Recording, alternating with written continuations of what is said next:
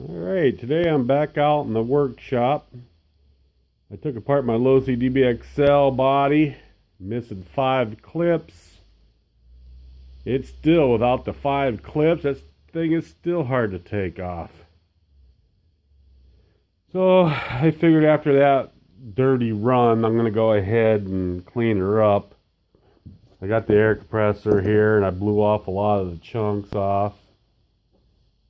So today, after that, I wanted to install this kill switch.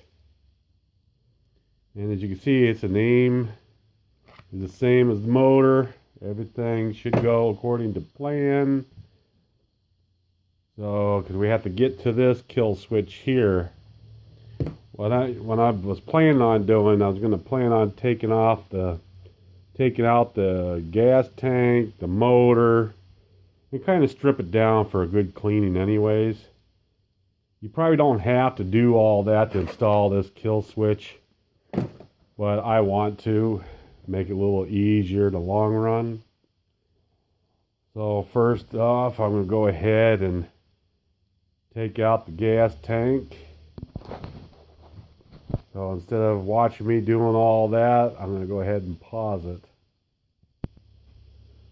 Alright, I pulled the gas tank out, and boy is it dirty. See what's underneath? Oh yeah, we need to clean that off anyways. One thing I noticed, my outerwear sticker is not sticking no more. Okay, so here's where the gas tank was. So I'm going to go ahead and clean all that out. And yeah, then I'm going to pull the motor. Pause it again. Alright, the motor is out.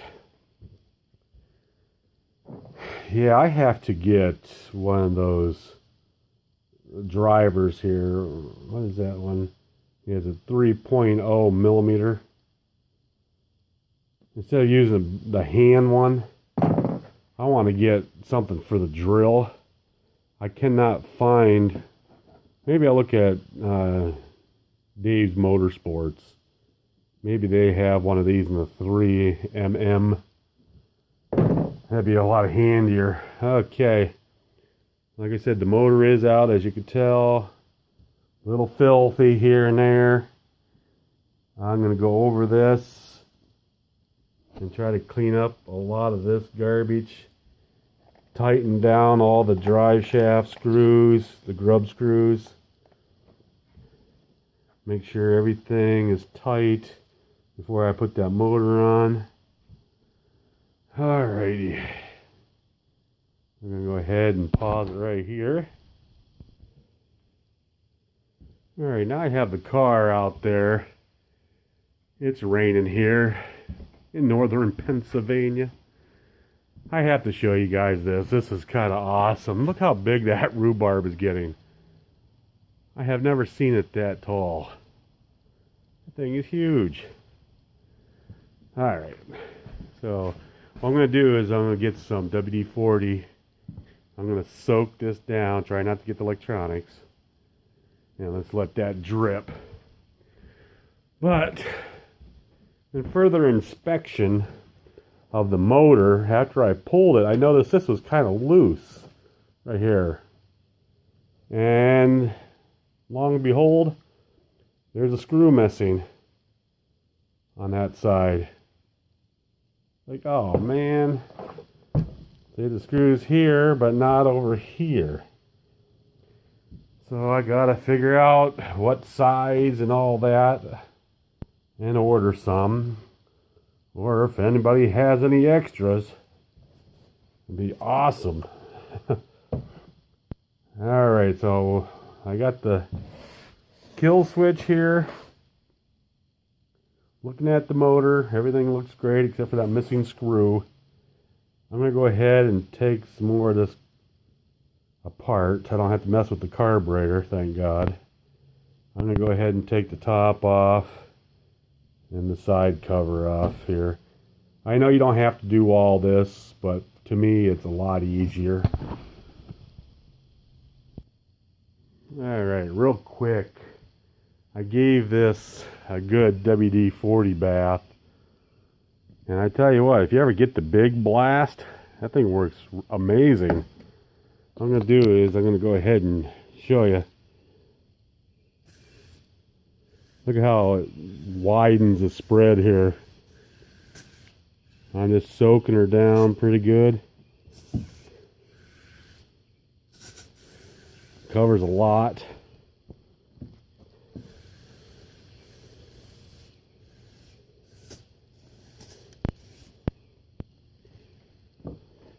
Come back here. I noticed I missed some spots before. This will probably be the last of the bath here.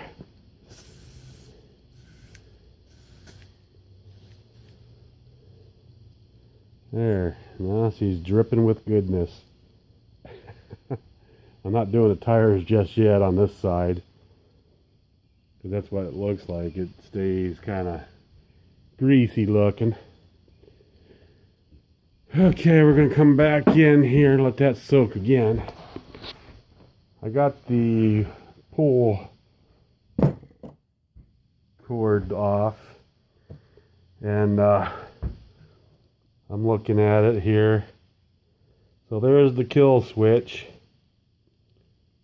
So I guess I'm going to go ahead and open up everything and see what she is about here in this package. Alright, I felt it was easier taking off that shroud right there completely. So I'm going to go ahead and take a good look at this.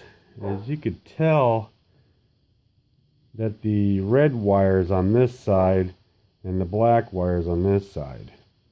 Well, when I took this out of the kit, it's the complete opposite. And again, I don't think that makes a difference at all, but I'm going to run it the way it is here, red on that side and black on that side. But yeah, I just want to show you guys, it looks like it's backwards on this. So yeah, I just have to like move them over a little bit. So I'm going to go ahead, and it looks like for the instructions here, that the short one to ignition coil, and then these here go to the manual switch. So we are using the original switch. I thought it came with a new switch, but that's alright. That's why it was cheaper. So I'm going to go ahead and pause it right here so you don't have to see me struggle. Alright, another thing I noticed is, I plugged it in the same way it came off of this wiring harness here. I made sure, but I don't like this part here. It's not, the zip tie here needs to come off a little bit, because I can't spread, so I'm not for sure, but that's what it looks like in the diagram here. That goes to the coil and this goes to the switch. And the shorter ones, but on this, the shorter ones went to the switch. It probably doesn't matter as long as I get the color scheme right. But I'm going to go ahead and cut the zip tie. Well, I guess it doesn't really matter, does it? Because it's...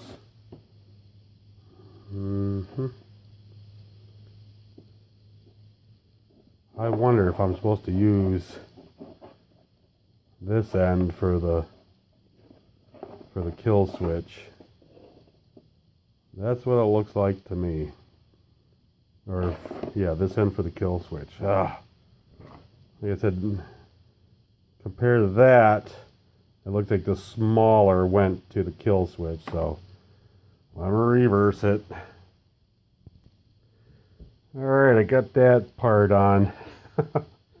I tell you one thing.